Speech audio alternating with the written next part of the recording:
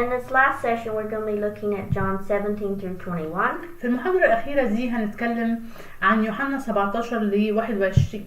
John chapter 17 is Jesus' high prayer. يوحنا 17 في صلاة يسوع الشفاعية. This prayer is when Jesus thanks the Father. اللي هي فيها بيشكر يسوع الآب. He prays for his disciples. وبيصلي لتلاميذه. And he prays for the future disciples. وبيصلي لتلاميذ المستقبل. I'm not going to go into details of this chapter. أنا مش عايز أتكلم بتفاصيل عن الإصحاح دوت. But I would really encourage you to take some of your personal devotion time to meditate on this chapter. لكن عايز أشجعك وتاخد وقت من وقت الخلوة الشخصية والتأمل الشخصي في إن أنت تقعد وتتأمل في هذا الإصحاح.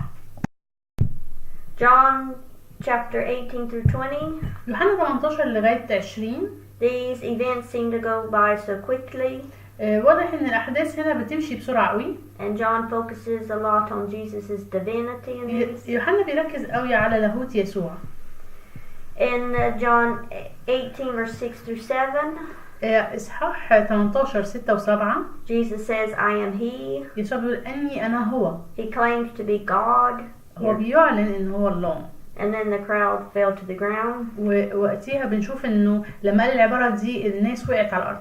And I think John includes this for the original reader. أعتقد إن يوحنا كتب القصة دي علشان القارئ الأصلي. To show that Jesus is in control. يوري لهم إن يسوع هو المسيطر. And that he chose to suffer for them because he is God. اختار إن هو يتألم من أجلهم لأن هو الله. And then in John 19 verse 34 through 36. بعد كده بنشوف يوحنا 19 34 و 36. And verse 20 in chapter 20 verse 22 through 29. وإصحاح 20 22 ل 29. There is the mention of showing that both Jesus was God and Jesus was man. بيوري إن يسوع هو الله وإن هو إنسان في نفس الوقت. The emphasis that Jesus was human because we see the water and blood that run from his side. بنشوف إن هو إنسان لما بنشوف إن في ماء ودم خرجوا من جنبه. And I think this was important for the original reader. وأعتقد إن ده شيء مهم بالنسبة للقارئ الأصلي. That they can see all this false teaching about Jesus was wrong. بيشوفوا إن كل التعليم الخاطئ اللي حواليهم عن يسوع كانت غلط. That Jesus had to physically suffer and die for them. إن يسوع كان عليه إن هو يتألم جسديا ويموت من أجلهم. That they could have spiritual salvation. علشان يكون عندهم هم خلاص روحي. And also John emphasizes that he was a physical witness to what happened, so it's true. وكمان يوحنا عايز يأكد إنه في شهود عيان وشهود ماديين على اللي حصل وبالتالي اللي حصل ده حاجة حقيقية. So that the original reader they can believe. عشان القارئ الأصلي يكون بيؤمن. Chapter 20 is important. إصحاح 20 إصحاح مهم. Because without the resurrection there wouldn't be any salvation. بيتكلم عن القيامة والطريق بتاع الخلاص. And also again John is showing the original reader إنه بدون قيامة ما كانش يبقى فيه خلاص. ومرة تانية يوحنا بيظهر القارئ الأصلي that he and the other disciples were first-hand witnesses. إنه هو نفسه والتلاميذ الآخرين كانوا أول شهود عيان على القيامة. That Jesus really did physically resurrect from the dead. وإنه يسوع فعلا مات جسديا من الأموات. And that they believed. وإنه هم آمنوا بهذا. So we want to look at the last chapter here. دلوقتي عايزين نبص على الإصحاح الأخير. So after Jesus' resurrection, بعد قيامة يسوع, we see that the disciples go fishing. بنشوف إن التلاميذ بيرجعوا تاني يصطادوا. I think it's kind of funny. وده شيء كان مضحك. I don't know why they just went to go fishing. I don't know. أنا مش فاهمة ليه هم رجعوا يصطادوا مرة تانية. I don't know if they didn't know what else to do, so they just went back to their old way. يمكن ما كانوش عارفين يعملوا إيه أو ما عندهمش أي حاجة تانية يعملوها غير إن هم يرجعوا تاني لطريقتهم القديمة.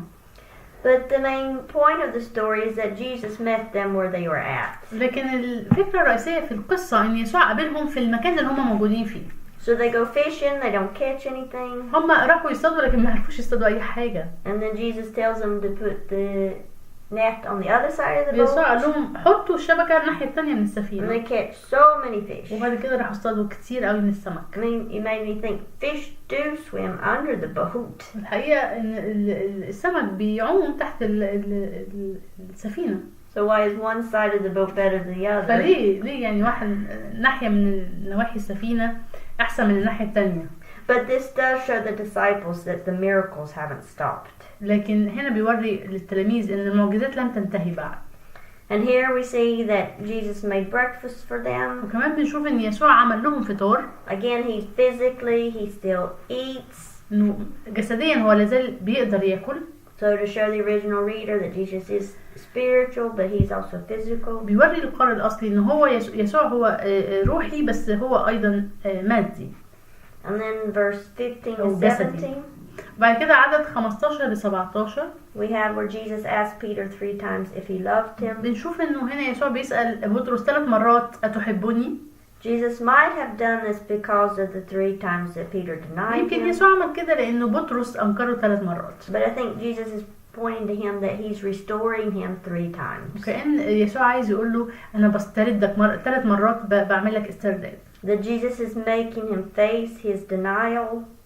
وكأن يسوع عايز بطرس يواجه إنكاره. In order to bring restoration and healing to people. عايز بطرس يواجه إنكاره علشان يبقى عنده يقدر يجيب له استرداد وشفاء. Let's read verse 18 and 19. خلونا نقرأ إصحاح 21 18 و 19.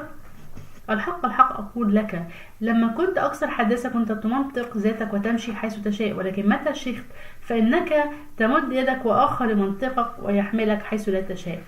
قال هذا مشيرا إلى أية ميتة كان مزمعا أن يمجد الله بها، ولما قال هذا قال له اتبعني. So here we have where Jesus predicts how Peter would die. هنا يسوع بيتنبأ بموت بطرس. So you have to think about why did he do this? ليه يسوع عمل كده؟ You have to think about that Jesus had predicted that Peter would deny him and he did. افتكر برضو ان يسوع تنبأ ان بطرس هينكره وفعلا بطرس انكره. So in the same way that to show Peter that Jesus knew that he would be faithful to him. وهنا كأن عايز يقول لبطرس يا بطرس انت هتفضل امين معايا الى النهاية. And we see that Peter was faithful. والحقيقة فعلا بطرس استمر يكون امين مع يسوع للنهاية. Through the book of Acts. وده بنشوفه في اعمال الرسل. And even through the letters that he wrote. وبنشوفه برضو في الرسائل اللي هو كتبها. And I think this was important for the original reader as well. وأعتقد إنه ده كمان كان مهم للقارئ الأصلي. That if they're considering leaving Jesus for Judaism or Gnosticism. إذا هم فكروا يرجعوا يسيبوا يسوع ويرجعوا لليهودية أو الغنوصية.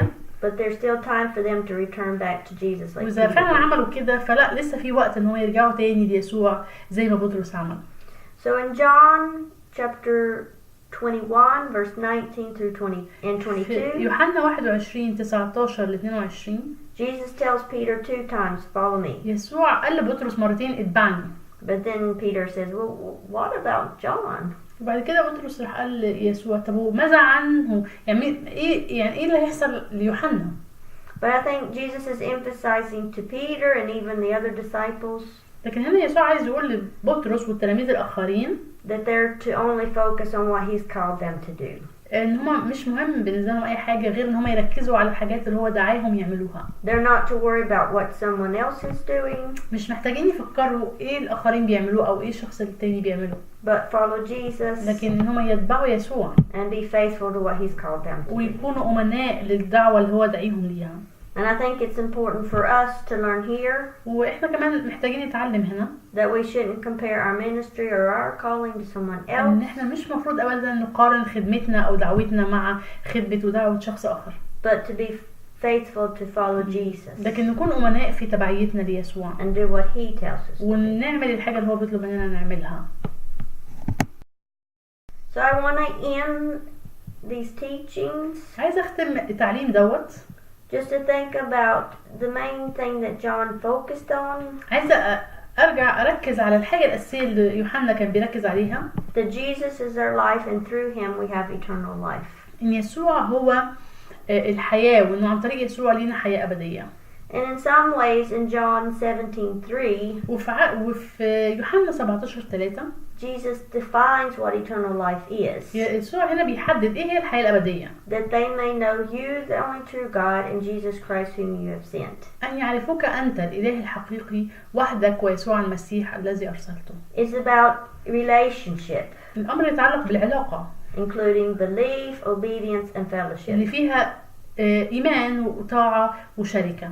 Eternal life is experienced now, احنا بنختبر الحياة الأبدية هنا but completed in the resurrection. لكن بتكمل في القيامة.